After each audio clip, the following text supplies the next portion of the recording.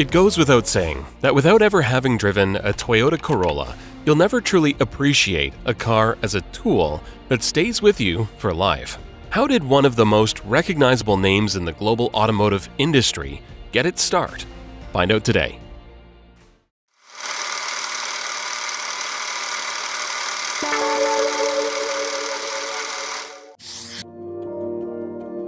The man responsible for modern Toyota, Kiichiro Toyota, was born on June 11, 1894.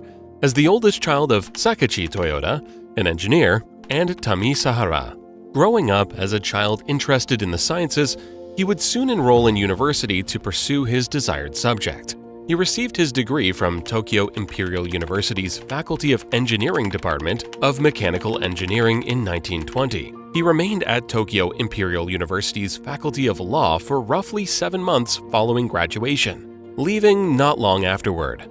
Nevertheless, he soon joined his father's company, known as Toyota Boshoku back then, responsible for making machine tools and parts for industrial looms. Kiichiro traveled to San Francisco, London, and Oldham between July 1921 and February 1922 to learn about the spinning and weaving industry. And then he returned from Marseille via Shanghai, but was also starting to get interested in the automobile industry.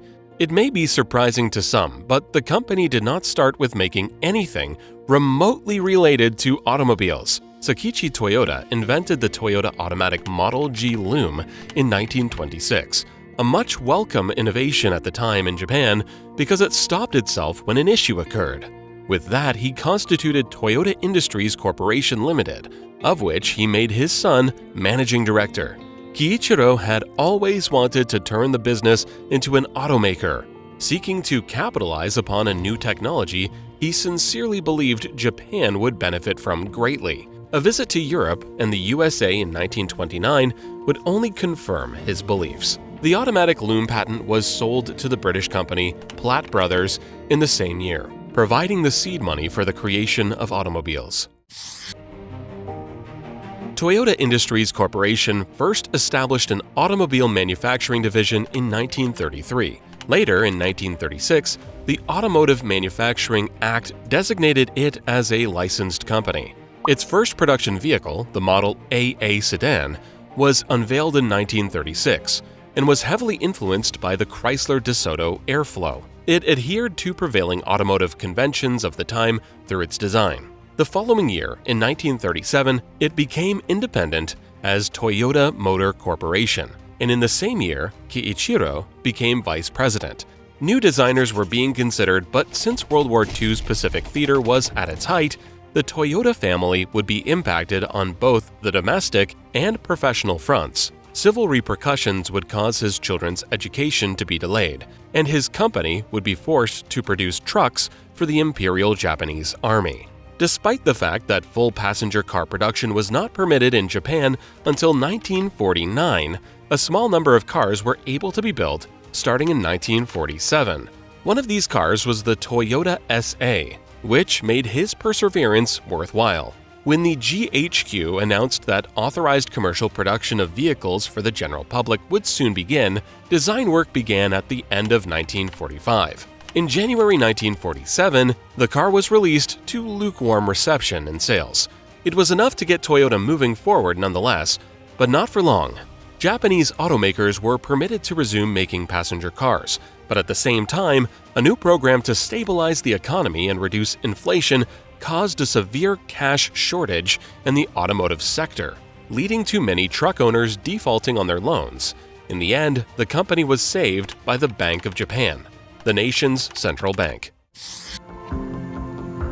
Toyota emerged from its financial crisis at the start of the 1950s as a smaller business, closing factories and firing employees. The Korean War began around the same time, and due to its proximity to the front lines, the U.S. Army ordered 1,000 trucks from Toyota. The order assisted in significantly enhancing the struggling company's operational performance. Company executives traveled to the United States in 1950, including Kiichiro's cousin, Eiji Toyota, for training at the Ford Motor Company and to observe the operations of numerous American manufacturers. The Toyota Way a management philosophy, and the Toyota production system, a lean manufacturing technique, which would make the company a leader in the manufacturing industry, were born from the knowledge they learned during the trip and what the company learned about making looms. The Toyota Crown, Toyota's first complete passenger vehicle, was under development beginning in January 1952. Before the Crown, Toyota outsourced the design and production of car bodies, which were then mounted on Toyota-made truck frames. The task was a significant test for Toyota because it required the company to create bodies and create a new chassis that would be comfortable while also enduring the sluggish, unpaved roads that were prevalent in Japan at the time. Kiichiro Toyota passed away in 1952, sadly before he could see the Crown to the sales door. Eiji Toyota took over, and after some time spent refocusing development, the Crown was released to sales in 1955. The car received favorable reviews from all over the world, and today's gorgeous high-end vehicles from Toyota still sport the Crown nameplate.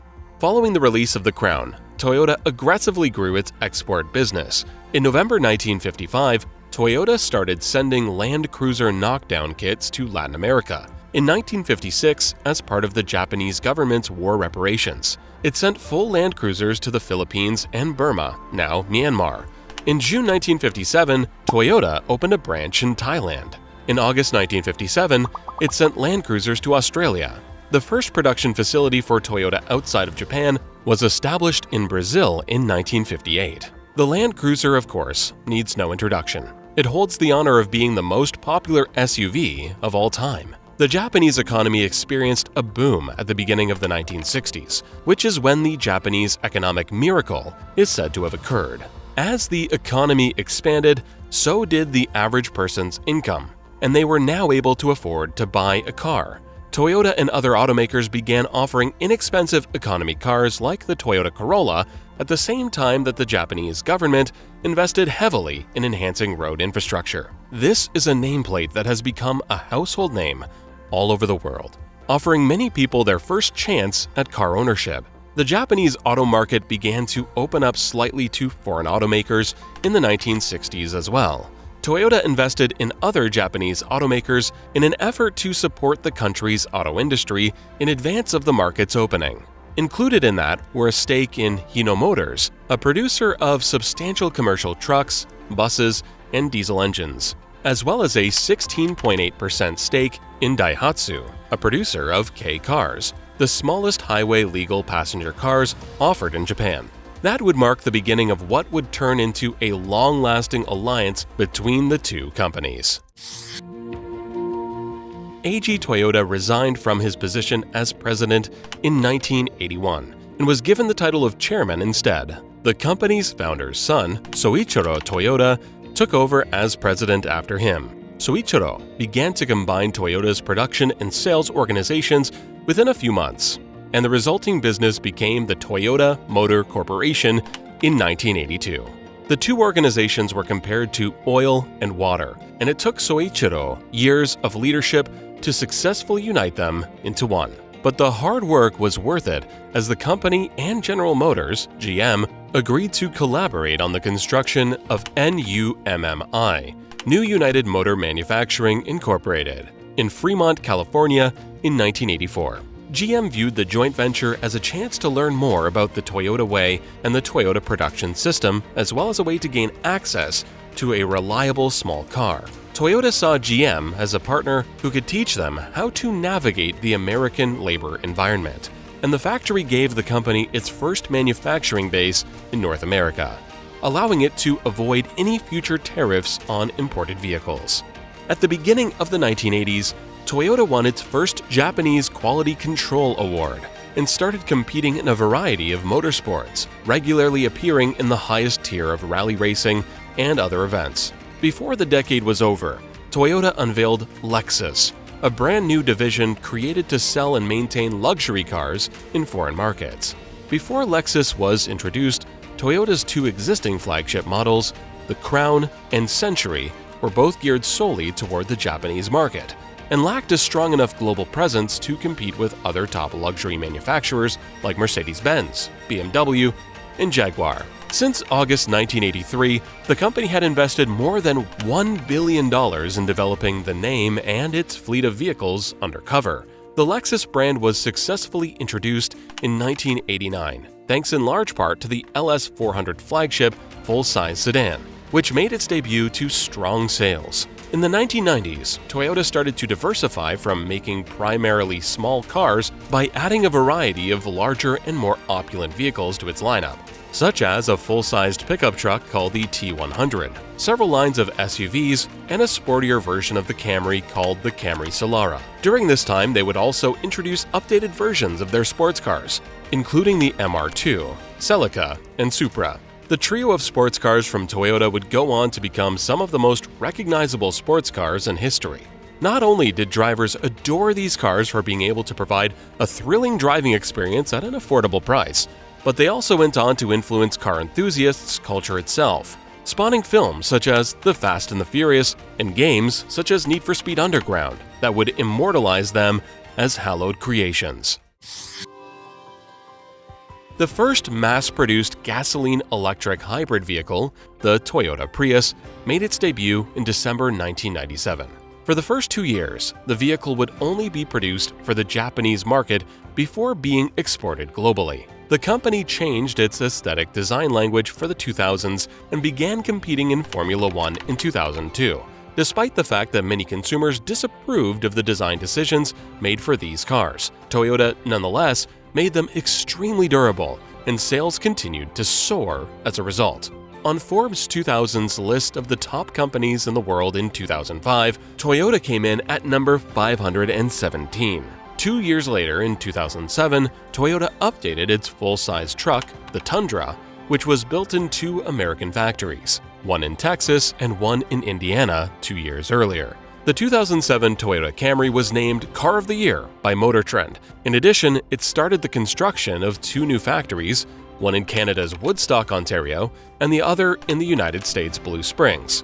The company was not completely safe, though. Toyota was adversely affected by the global financial crisis of 2008 as a result of being forced to predict its first annual loss in 70 years in December of 2008. To decrease production and inventories of unsold vehicles, it announced in January 2009 that all of its Japanese plants would be shut down for 11 days. Toyota recalled millions of vehicles between 2009 and 2011 in response to reports that a number of drivers had experienced unexpected acceleration. The purpose of these recalls was to stop a floor mat on the front driver's side from sliding into the foot pedal well and trapping the pedals, as well as to fix any potential mechanical sticking of the accelerator pedal. The company was further sued for personal injuries and wrongful deaths, paid $1 billion US to settle a class action lawsuit to compensate owners for lost resale value, and paid $1.2 billion US as a criminal penalty to the US government over claims that it had purposefully concealed information about safety defects and had made misleading statements. At least 37 people were killed in crashes allegedly caused by unintended acceleration. Nearly 9 million cars and trucks were also recalled. Since 1999, a member of the Toyota family had not been in charge. Katsuaki Watanabe resigned as president of the company amid the unintended acceleration scandal. On June 23, 2009, he was replaced by Akio Toyoda, the grandson of the business owner's founder, Kiichiro Toyoda. Since joining Toyota in 1984, Akio has held positions in production, marketing, and product development. In 2000, he was elected to the board of directors. However, soon Toyota and a sizable portion of the Japanese automotive industry both experienced a series of natural disasters in 2011. The supplier base was severely disrupted by the 2011 Tohoku earthquake and tsunami, which also caused a decline in production and exports. Japanese automakers that had chosen Thailand as a production base were impacted by the severe flooding that occurred during the 2011 monsoon season in Thailand. According to estimates, Toyota lost 240,000 units of production due to floods and 150,000 units due to the tsunami. None of the misfortune was bound to be permanent, however, as the automaker sold 5.1 million vehicles in the 6 months that ended on June 30, 2014. an increase of 3.8% over the same period in 2013. This resulted in the automaker narrowly topping global sales for the first half of 2014. Volkswagen AG followed closely behind with sales of 5.07 million automobiles. Toyota was able to invest in the development of hybrid powertrains and eventually EVs thanks to the additional profits, even though their efforts ultimately fell short of Tesla's. Then again, that was not to last for too long. In August 2016, the companies acquired all of Daihatsu's remaining assets, turning the small car manufacturer into a fully owned Toyota subsidiary and enabling them to enter more Japanese domestic market segments, including the K-car. During this time, Toyota's redesigned iterations of their famous old nameplates, such as the Corolla, Crown, Prius, and Camry, went on to wow customers. They also invested heavily into hydrogen fuel cell research to produce the Mirai, remaining firm believers when everyone else was ready to write it off as useless technology. The current generation Mirai can go toe-to-toe in terms of range with battery electric vehicles. Briefly falling behind in advanced technologies such as autonomous driving, Toyota has caught up and is planning to soon overtake all the competition. The company is projected to keep going strong in the future with a bulletproof brand image and a large number of markets that are captivated, such as most of Southeast Asia, South Asia, the Middle East, and North America. Their legacy is undeniable, with an enduring reputation for building good quality cars that last while also being affordable. It even extends to the Lexus sub-brand, which competes with BMW and Mercedes to often come out on top of them in terms of sheer sales. Everyone's favorite car company is here to stay and continue to deliver. It has not forgotten its roots either, as the original loom company from back then still exists. Have you already heard of the story of Toyota? And are there any other details that you would add to this video? Share it in the comments, and if you'd like to see more inspiring business videos, then make sure to check out our channel.